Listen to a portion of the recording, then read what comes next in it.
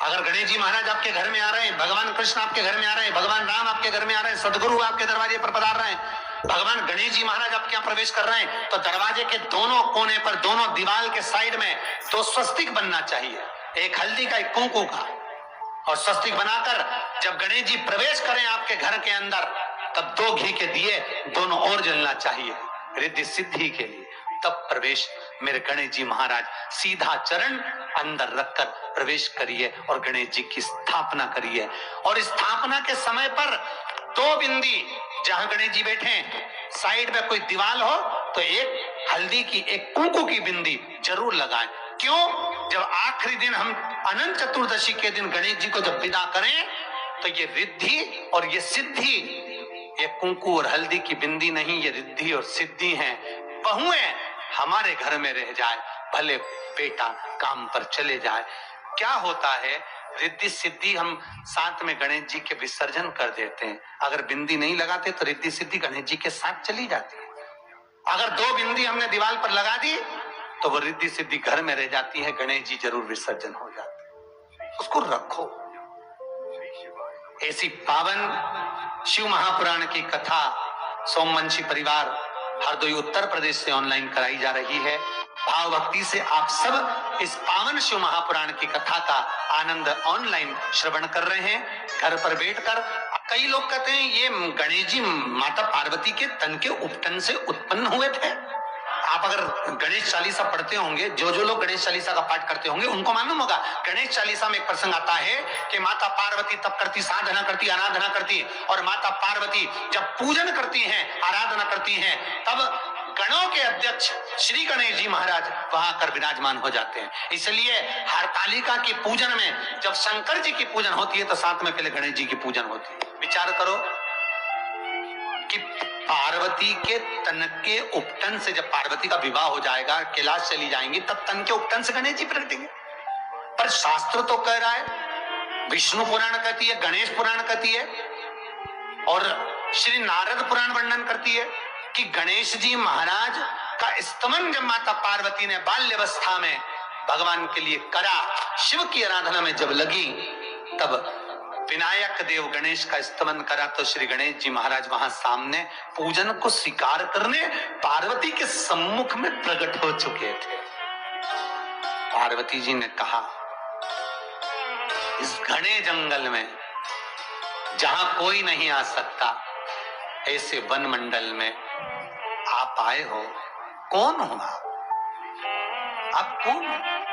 भगवान श्री गणेश जी महाराज ने, विनायक देव गणों के अध्यक्ष गणाधिपति श्री गणेश जी महाराज बोलते हैं, माता आप जिस शिव की आराधना कर रही हो, माता आप जिस शंकर की आराधना कर रहे हो, इन्हीं शंकर ने मुझे बनाया है, इन्हीं शंकर।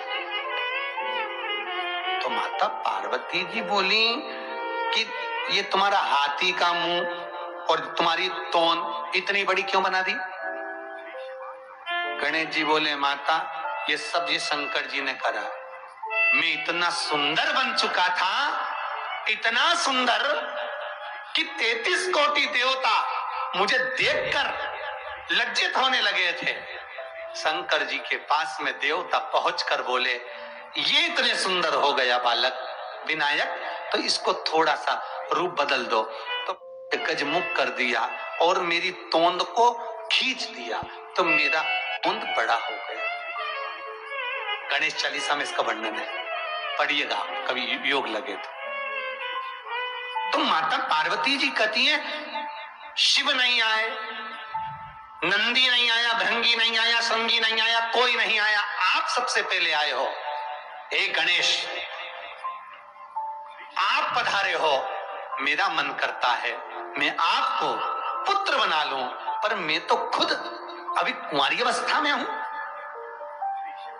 गणेश जी कहते हैं, मां आपने जो मांगा है वो पूर्ण होगा। जब आप शिव के साथ ब्याह जाओगी, आपके शरीर पर जब आप उपटन लगाओगी, उस उपटन का जब पुतला बनाओगी, मैं आपके रोम रोम में भजन के माध्यम से लिप्त रहूंगा। उस उपटन के पुतले से मैं प्रकट होऊंगा। मां आपका पुत्र कहलाऊंगा। माता प्रसन्न हो गई और माता पार्वती ने कहा, सुनो हे गणाधिपति, आज हरताली का तीज के दिन हस्त नक्षत्र में आप मुझको दर्शन देने पधारे हो।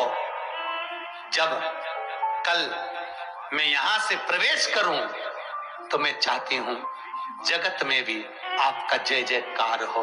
आप पूरे जगत में जैसे आज पार्वती के पुत्र बनकर आने वाले हो, जगत के कल्याण के लिए मृत्यु लोक में आप संग में समाहित होकर प्रकट होइए। गणेश जी, हरताली का तीज के दूसरे दिन जो चतुर्थी होती है, उस चतुर्थी के दिन गणेश जी उस गुफा से प्रविष्ट हो गए बाहर। जो आपकी आराधना करेगा, पूजन करेगा, अर्चना करेगा, जगत का सुख पाए।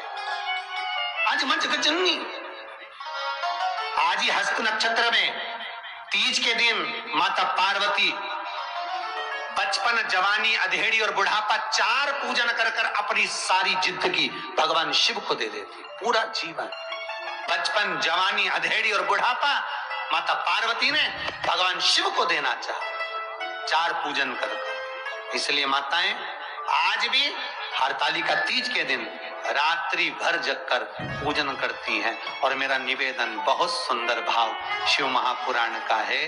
माताओं, अगर आप हरताली का तीज का व्रत नहीं भी करती हो तो आपसे निवेदन है, किसी भी 5 वृक्ष की पत्तियां तोड़कर, किसी भी 5 वृक्ष की पत्तियां तोड़कर किसी भी शंकर मंदिर में प्रदोष काल से लेकर ब्रह्म मुहूर्त तक शंकर को कभी भी चढ़ा देना। महाराज, शास्त्र कहता है मन की कामना शिव पूरा करते हैं, अखंड सौभाग्य देते हैं। रिद्धि सिद्धि घर में प्रवेश कर 5 वृक्ष की पत्तियां, कोई से भी वृक्ष की,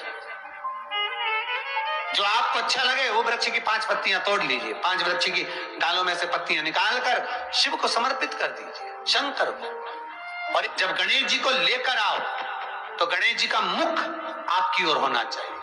गणेश जी को जब घर में प्रवेश दो, गणेश जी को जब घर में प्रवेश दो तो गणेश जी का मुख आपकी ओर, महाराज। और जब गणेश जी को विसर्जन भी करो तो गणेश जी का मुख आपकी ओर, पीठ नहीं। कई कई लोगों के घरों में गणेश जी की बहुत सारी फोटो हो जाती है, बहुत ध्यान दीजिएगा महाराज। कई कई लोग गिफ्ट में गणेश जी दे देते हैं। शास्त्र कहता है जिसने अपने जीवन काल में, आपको पहले भी कथा में कहा था, एक आंवले का वृक्ष, एक गणेश जी की मूर्ति, एक कुबेर का स्टेचू भी आता है, ये भी गिफ्ट में नहीं दिए।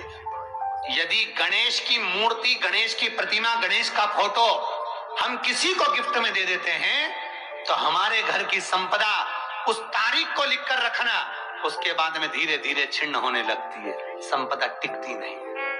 1 रुपया कमाओगे, 1.25 रुपया खर्च होगा। और घर के हर जगह पर गणेश जी की मूर्ति नहीं लगाना चाहिए। घर का फोटो, गणेश जी का फोटो हर जगह पर नहीं लगाना। जहां पूजन करते हो वहां लगा लो, जहां स्मरण करते हो वहां लगा लो, चल जाएगा। पर सारे घर में ना जाने कौन कौन सी दिशा में। और यहां तक कई लोग साल भर गणेश जी रखते हैं, तो उनसे भी निवेदन है साल भर गणेश जी रखो, मना नहीं है, पर गणेश जी रखना कौन सी दिशा में चाहिए उसका भी शास्त्र प्रमाण वर्णन करता है। हमारे लाते समय गणेश जी का मुख आपकी ओर हो। शमी के वृक्ष की पत्ती, जैसे ये बेलपत्र होता है, शिव को और गणेश को बेलपत्र, शमी पत्र समर्पित होता है। आप शिव महापुराण की कथा कहती है और गणेश चरित्र अपन श्रवण कर रहे हैं। जिसके घर में संपदा की कमी पड़ती हो, बीमारियां ज्यादा फैल रही हो, बहुत कष्ट हो महाराज, बहुत ज्यादा दुखी हो महाराज, कोई काम नहीं बन रहा, बहुत तकलीफ में हो, तो शमी पत्र, शमी की पत्ती, जहां गणेश जी का स्थान है वहां पर 5 शमी पत्र 5 समर्पित करें और शंकर जी के ऊपर 3 शमी पत्र समर्पित करें। बहुत ध्यान देना, 5 शमी पत्र जहां गणेश जी का स्थान है शिवलिंग में वहां समर्पित करें, 3 शमी पत्र शिवलिंग के ऊपर समर्पित करें।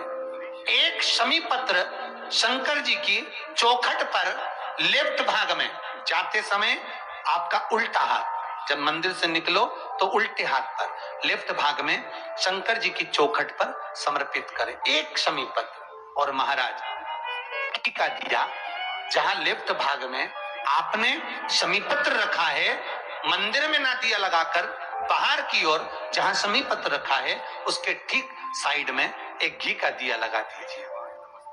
केवल गणेश चतुर्थी से लेकर अनंत चतुर्दशी तक गणेश पुराण कहती है भगवान गणेश जी का, मोर ध्वज का, मयूर ध्वज गणेश का नाम लेकर जो ये दीप शमी पत्र चढ़ा देता है उसके घर से कभी रिद्धि सिद्धि नहीं जाती, वैभव प्रतिष्ठा नहीं जाती। कर कर देखना अगले साल तक आपका व्यापार कितना चलता है हमको बताना जरूर। करके देखो एक बार, गणेश पुराण का, शिव महापुराण का ये प्रसंग करिए, जीवन में उतारिए। चतुर्थी से लेकर अनंत चतुर्दशी तक गणेश जी का मूल स्थान। आपको गणेश जी की मूर्ति पे चढ़ाने का नहीं बोल रहा है। क्यों नहीं बोल रहा है? क्योंकि गणेश जी की आप प्रतिष्ठा करोगे तो वो टेम्परेरी है, 10 दिन के लिए कर दिया फिर वापस विसर्जन कर दिया। पर जहां शंकर मंदिर में बैठ गए, शिवलिंग स्थापित हो गया, वहां ना जाने कितने समय से शंकर की आराधना हो रही है, वहां गणेश जी सदा विराजमान है। ये 10 दिन में अगर आपने शमी पत्र बिल्कुल मन से समर्पित करा है ना, तो मेरा विश्वास कहता है शिव महापुराण का, मेरे बाबा विश्वनाथ की कृपा कहती है, मेरा मन कहता है 10 दिन के अंदर आप शमी चढ़ाएंगे ना तो कुछ ना कुछ अच्छी खबर जरूर मिलेगी, ये पक्का है। पर हमें बताना जरूर, व्हाट्सएप पर हो मैसेज जरूर करना कि क्या फायदा हुआ आपको 10 दिन के अंदर, बोलना जरूर। कर कर देखिए शिव स्मरण। गणेश जी की मूर्ति जब लेकर आओ तो गले में जनेऊ के रूप में या कमर पर सर्प जरूर होना चाहिए। गणेश जी की मूर्ति में जनेऊ के रूप में सांप हो या कमर पर बंधा हुआ सांप हो, वो गणेश जी संपदा देने में पीछे हटते ही नहीं। गणेश जी की मूर्ति में कंधे पे जनेऊ के रूप में सांप हो या पेट पर, कमर पर सांप बंधा हो, वो संपदा देने में कमी नहीं रखेंगे। अपार संपदा उनकी। व्रत में अगर का व्रत रख लेती है, और आज स्वयं बिंदुक का लेख देख रहे हैं, चंचुला देवी के प्राण छूटे, माता पार्वती की सखी बन गई।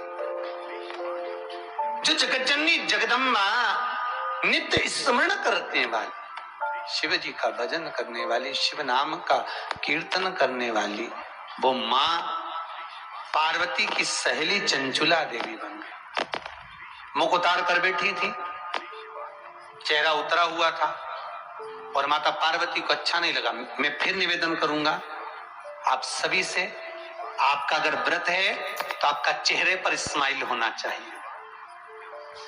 कई माताएं चतुर्थी का व्रत रख लेती है, तीज का व्रत रख लेती है, छठ का व्रत रख लेती है, 12-1 बजे तक तो ठीक दिखती है, 2 बजे पलंग पर पट्टा बांध के पड़ी मिलती है। चेहरा उतरना नहीं चाहिए। शास्त्र कहता है जो फल ताजा दिखता है, जो फल अच्छा लगता है, वो भगवान को दिया जाता है। जो फूल ताजा दिखेगा, अच्छा दिखेगा, वो भगवान को दिया जाएगा।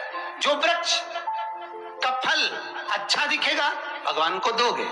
और जो व्रत आप कर रहे हो, उस व्रत में अगर आपका चेहरा खिला हुआ है, प्रसन्नता दिख रही है, आनंद दिख रहा है, चेहरा उतरा नहीं है, तो भगवान उस व्रत को स्वीकार करते हैं।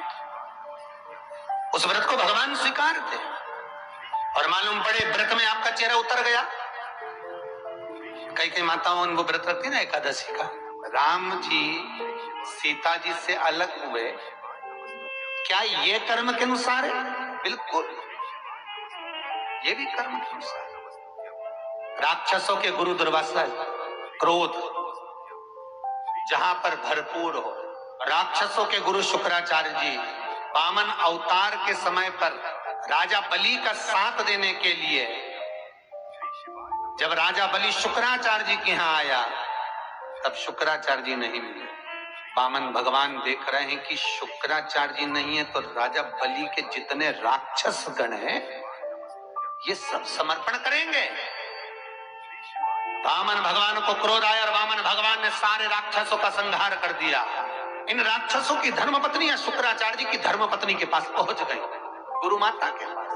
माता, हमारे पतियों को जीवित कर दो।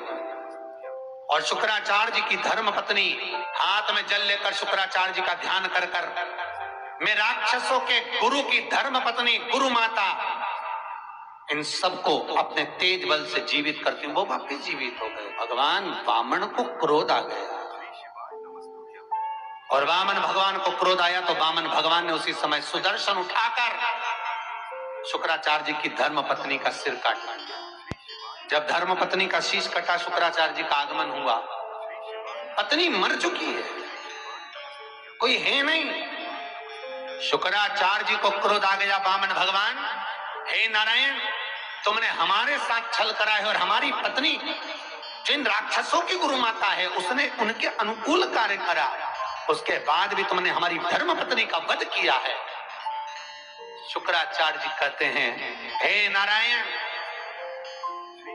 आज अगर मैं अपनी पत्नी का वियोग सहन कर रहा हूं, अकेले रह रहा हूं, तो मृत्यु लोक में तुम राम बनकर जब जन्मोगे, प्रकटोगे, तब तुम्हें भी अपनी धर्म पत्नी का वियोग सहना पड़ेगा।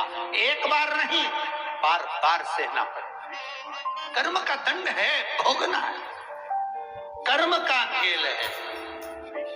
कथा कर रही है, क्यों कटा गणेश जी का माथा, क्यों काटा शंकर ने अपने पुत्र का शीश, उसका भी लेख शिव महापुराण वर्णन करते। माली और सुमाली ये दोनों राक्षस कुल में जन्मे और असुर कुल में जन्म लिया। राक्षस कुल में जन्म लिया माली और सुमाली। राक्षस कुल में जब जन्मे और जन्म लेने के बाद माली और सुमाली भले राक्षस कुल में जन्मे, लोगों को परेशान करना, कष्ट देना, तकलीफ देना, पर एक काम इनका प्रबल था, ये शंकर का भजन बहुत करते थे। माली सुमाली राक्षस होकर एक काम अच्छा करते थे। जो शंकर का शिवलिंग नगर से बाहर होता था, गांव से बाहर जंगल में होता था, उस शिवलिंग की आराधना करना, वहां सफाई करना और शिव का अनुमोदन करना।